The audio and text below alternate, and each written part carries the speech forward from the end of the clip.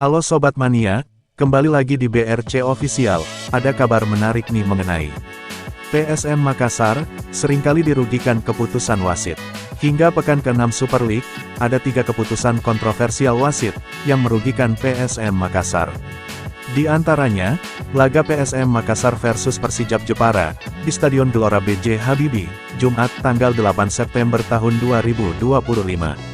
Duel PSM Makassar vs Persijap Jepara berakhir 1-1. Laga itu, dipimpin wasit Tommy Manggopa. Salah satu keputusan kontroversial Tommy Manggopa yaitu, lambat meniup peluit panjang, hingga melewati masa injury time 90+7. Sehingga PSM Makassar, kebobolan menit akhir yaitu 90+9. Keputusan kontroversial kedua wasit yaitu, saat PSM Makassar melawan Bayangkara FC. Duel Bayangkara FC versus PSM Makassar, berakhir 1-1, di Stadion PKOR Sumpah Pemuda Bandar Lampung, pada tanggal 22 Agustus tahun 2025. Wasit dipimpin Agung Setiawan. Agung Setiawan, memberikan penalti kepada Bayangkara FC, setelah Rifki Dwi Septiawan dianggap melanggar Mrs. Wolsik. Kontroversial ketiga, yang merugikan PSM Makassar yaitu, saat melawan Persita Tangerang, di Banten International Stadium, pada tanggal 14 September tahun 2025.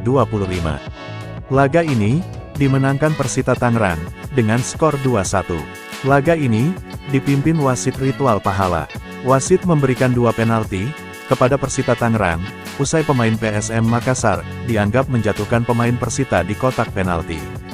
Di lain sisi, penyerang PSM Makassar Alex Tanque, dilanggar di kotak penalti, tapi wasit tak menunjuk titik putih. Perlakuan tak adil ke PSM Makassar, membuat punggawa Juku Eja bersikap berani. Kapten PSM Makassar, Yuran Fernandes, menolak menjabat tangan wasit, jelang kick-off pertandingan melawan Persija, pada pekan ke-6 Super League 2025/2026, di Stadion B.J. Habibie, Parepare, Minggu tanggal 21 September tahun 2025 malam. Duel bertajuk Super Big Match ini, berakhir dengan kemenangan 2-0, PSM Makassar atas Persija. Cerita perlakuan tak adil wasit pada PSM Makassar, bukan isapan jempol lagi. Ini sudah menjadi wacana laten, LD Media, terutama sosmed. Tidak ada yang salah dari sikap Yuran. Respek itu tidak selalu ditunjukkan dengan salaman, melainkan tentang kejujuran dan menghargai di lapangan, kata supporter PSM Makassar Fahrul Selasa tanggal 23 September tahun 2025. Ada 2 momen, Yuran Fernandes enggan bersalaman dengan wasit, saat melawan Persija. Pertama, saat kedua kesebelasan dan wasit masuk lapangan. Umumnya, sebelum pertandingan, pemain kedua tim berjabat tangan, termasuk kepada wasit. Kapten Persija Rizky Ridho, memimpin rekannya berjabat tangan kepada wasit, dan pemain PSM Makassar. Namun, Yuran Fernandes tak menjabat tangan, 4 wasit yang bertugas memimpin pertandingan. Yaitu, wasit tengah Sans Lawita, asisten wasit 1 Umar, asisten wasit 2 Mardiono dan cadangan wasit Pipin Pratama.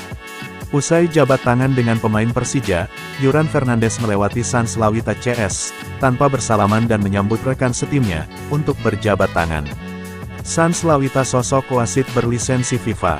Kontroversi tak lepas dari perjalanan kariernya. Mantan Pas Pampres itu, pernah dihukum dilarang memimpin 8 pertandingan, pada musim 2022/2023. Kala itu, Sans Lawita hanya memberi kartu kuning, kepada pemain Borneo Samarinda FC, Kei Hirose, atas tackle keras kepada bek Persebaya Surabaya Koko Ari. Momen kedua, ketika koin tos-tosan dan kapten kedua kesebelasan. Biasanya, wasit akan menjabat kedua tangan kapten, sebelum melempar koin. Akan tetapi, Yuran Fernandes kembali bereaksi, dengan enggan menyambut tangan Sans Lawita CS.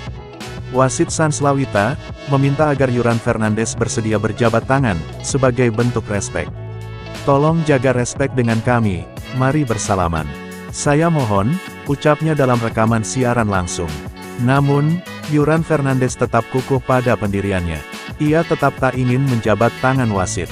Tidak, saya sudah respek dengan kalian, balasnya. Aksi Yuran Fernandes ini, mendapat dukungan. Banyak beranggapan, tindakan bek timnas Tanjung Verde itu, sebagai bentuk kritikan, terhadap kinerja wasit di Super League yang kurang. Apalagi, Berulang kali PSM Makassar dirugikan terhadap keputusan pengadil lapangan musim ini. Hal ini bisa dilihat pada laga PSM Makassar kontra Bayangkara Lampung FC pada pekan kedua Super League.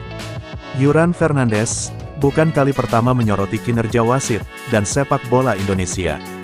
Bahkan, musim lalu, ia mendapat sanksi setelah lontarkan kritik sepak bola Indonesia melalui unggahan di Instagram pribadinya @yur4nfernandes usai laga PSM Makassar versus PSS Sleman, Minggu, tanggal 4 Mei tahun 2025.